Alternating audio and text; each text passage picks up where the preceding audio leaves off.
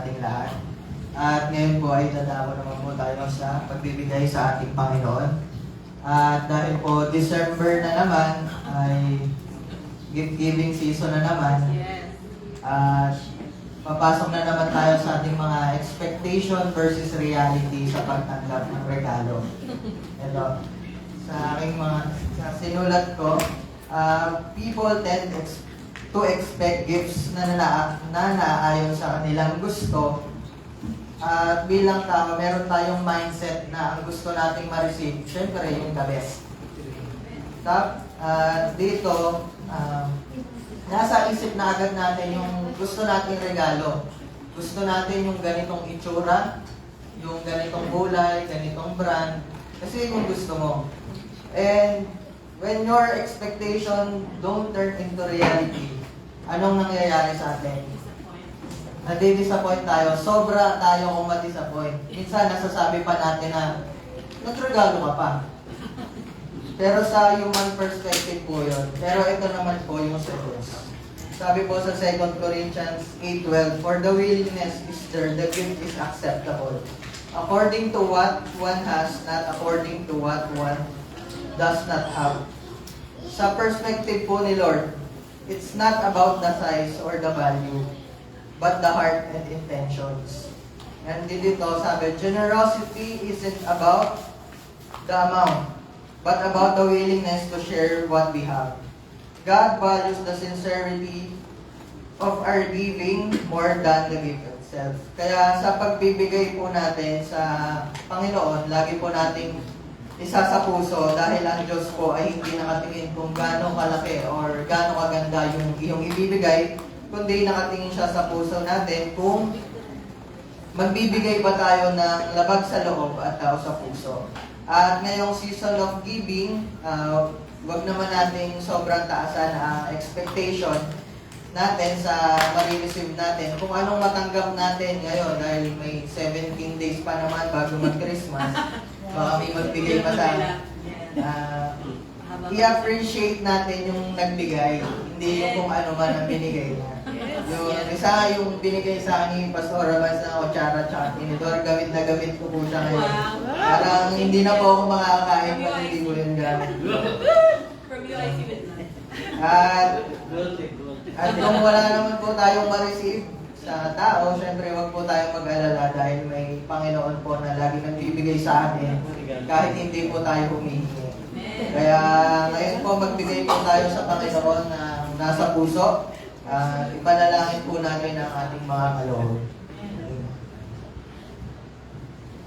Aming Diyos na mga pangyarihan sa lahat, sa aming pagbibigay, Panginoon, tingnan po ang aming puso. Pagpalain mo kami ng naaayon sa iyong kalooban. Maraming salamat sa regalo na iyong binigay sa amin, na dahil sa iyong anak na si Jesus, kami ay naligtas. Ikaw, Panginoon, ang bukod tangi namin itataas at pasasalamatan sa kung ano man ang matanggap namin ngayon. Pagpalain ang bawat isa, ibigay mo nawa, Panginoon, ang kailangan, mga pangangailangan. Sa iyo namin tinataas ang aming mga dalangin.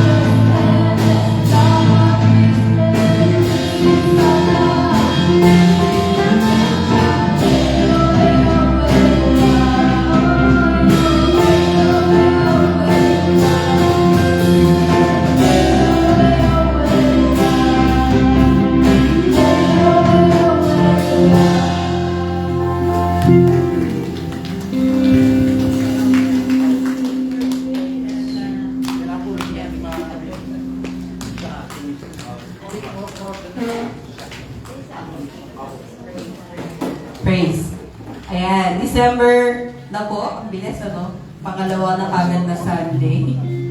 At may mga birthday celebrants po tayo.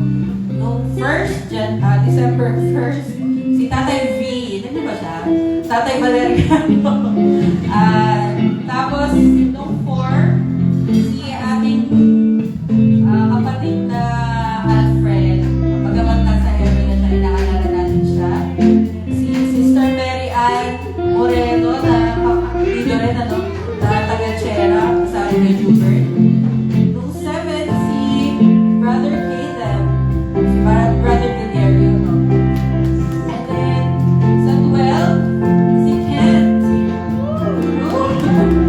Malapit yung birthday niya. Sa Thursday, si Sister Melissa natin na nasa Japan. Kasama natin sa prayer. Happy birthday. Sa 19, si Athena. Ako ni Sister Lulu. Pati ako kasi kung bunso pa na 19 din. And then, yun na. Yung mga hindi ko na lista, pakisabihan na po ako hindi kayo tabate. At ilalagay ko po kayo sa calendar. At malapit na po yung Kapaskuhan. So, ayun. Marami pa naman tayo magbigay. Naaga lang naman kasi yung gift giving natin kasi may nakabakasyon. Kaya, ayun. Maraming salamat po. Happy birthday!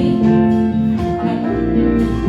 Sige tayo po lahat tayo tumayo at manalangin para sa pagwawakas ng ating gawain. Maraming salamat, Panginoon. You have made this day sobrang makabuluhan. At Lord God, Ikaw ay Diyos na nagpapala. Kaya Lord God, we pray for the blessings of one another. At Ikaw mo mag-bless sa aming pagtayo, pagpupo, paglabas, pagpasok. Hallelujah. Ikaw ay Diyos na makapangyarihan. Ikaw ay aming pinapupurihan.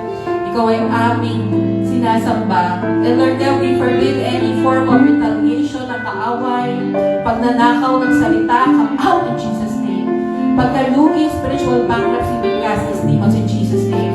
And we pray na ang bawat isa ay lumago sa banal mong salita at sa iyong kapangyarihan. Hallelujah. And Lord God, cover us all with your precious blood. Ikaw mag-bless, Panginoon, sa aking family, Panginoon. Ito yung Thanksgiving for you.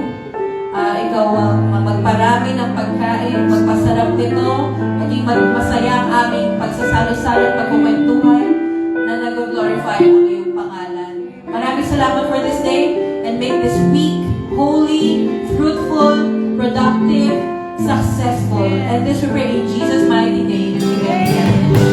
Amen.